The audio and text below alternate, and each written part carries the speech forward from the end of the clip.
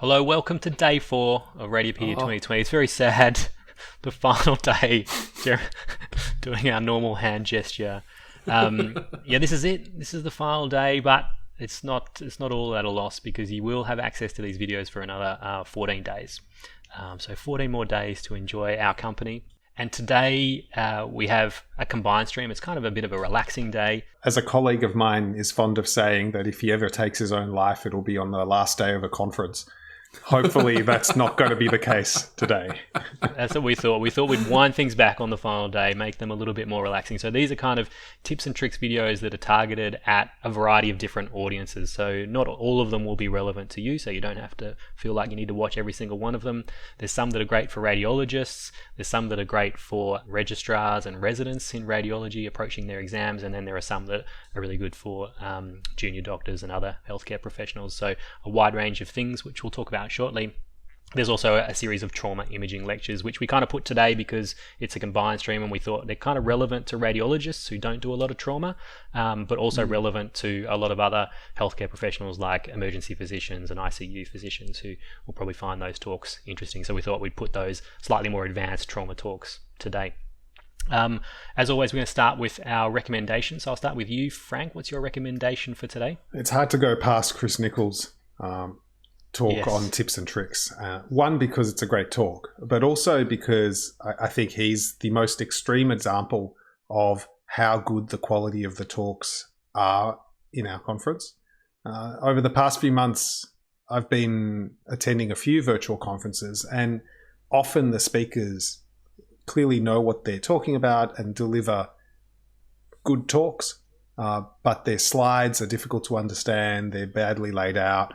If they've got their video of them talking, the head covers part of the slide, or it's tiny, or it's blurry, or you can't hear the audio. And I think these things are really important if you want to communicate in a way that's not just a poor comparison to reading a journal article. You need to make sure that the video and audio quality and the slide design is great. And Chris is a master at it. I've recorded a couple of talks that are part of this course on slide presentation and image preparation. I don't claim to be amazing at it, and clearly I'm nowhere near as good as Chris is. But these are skills that everyone can move towards. And the result is that you get an entertaining talk that's effortless to watch, and you learn things from it without having to try and stay awake during them. Jeremy, what's your recommendation for today? Well, I was going to choose Chris as well, but another talk that I really liked was How to Make a Great Radiology Report by Michael Hartung. I think it was an awesome RSNA e-poster. His talk is really good, and there's lots of little nuggets there about how you can just make small changes to the way you report to communicate better. And one of the most important things we do is communicate. We're supposed to be able to communicate to our referrers, and small changes make the reading of our reports so much easier. So I thought his talk was excellent, and I think it's been accepted as a radiographics article as well. It has. We just got the news the other day. Oh, that's awesome. So yeah, looking forward to that as well. I had one of the radiographers, Andrew Murphy, watched it the other day and said he had a new level of respect for radiologists after looking at that. The kind of nuance that needs to go into thought that needs to go into a radiology report. It kind of gave him more appreciation for that. So my recommendation for the day today is really for registrars and residents approaching their fellowship exams in radiology. Two great talks, one by Sally Ayesa, who talks some generally about how to approach a fellowship exam, how to study for it. Yeah. There's stuff that's very general, particularly about looking after yourself, mental health, and kind of tips on how to find the time to study. And so I found that really, really fascinating. She studies in a different way to me, but that's because I think I'm a little bit abnormal. But that's definitely worth checking out. And then the other one is George Harisis, who's one of my trainees at the Alfred Hospital, who's just finished his exams last year, and he's done an amazing talk on how to approach an oral exam, so a viva exam in radiology. And there's actually 15 chest x-ray cases that you can look at underneath the talk before you watch the talk. And he says that you can kind of break cases down into 5 different types, and it's a really, really good talk. So that is a must watch for any radiology resident or registrar. And the case of the day today, Frank? Case of today is presented by Michael Hartung, and it's a case submitted by Carmen Bodlak. It's a great case. It's not that crazy rare, and the differentials for it are really important and relatively common. So it's an important case to understand, and he presents it in a really good way. So very much recommend you watching that. So we're up to our thank yous, our final thank yous for the conference on day 4. And we want to thank you, all of the delegates, everybody who's been watching, whether you're someone who has got free access in one of the 125 low and middle income countries, or whether you've paid for an all access pass, or specifically just to watch this conference. We want to thank you.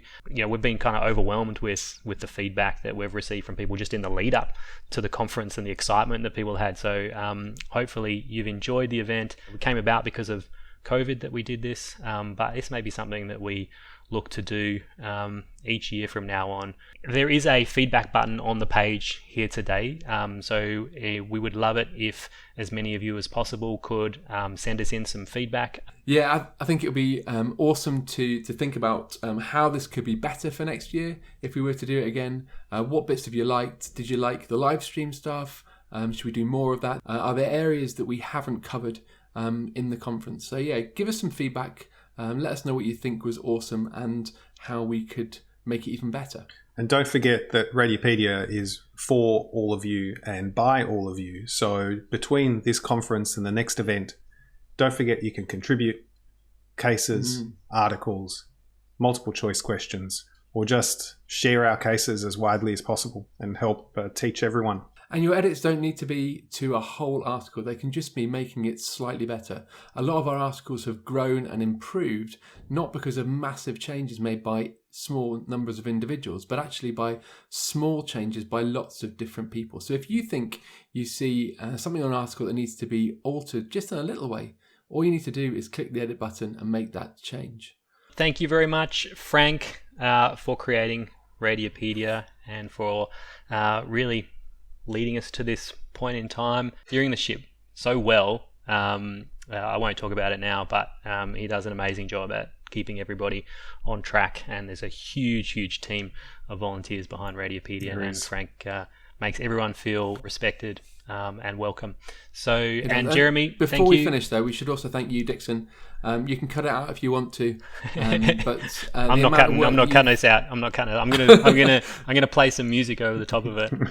The amount of work that you've put into organising this is absolutely phenomenal. You've furnished us with an awesome set of content over 4 days, and if it wasn't for you, this wouldn't be happening. So thank you for all the work that you've done. No worries. It's been an absolute pleasure, and we'll leave it there. Thank you very much for attending Radiopaedia 2020, and maybe we'll see you next year. Bye. See you later. Bye-bye.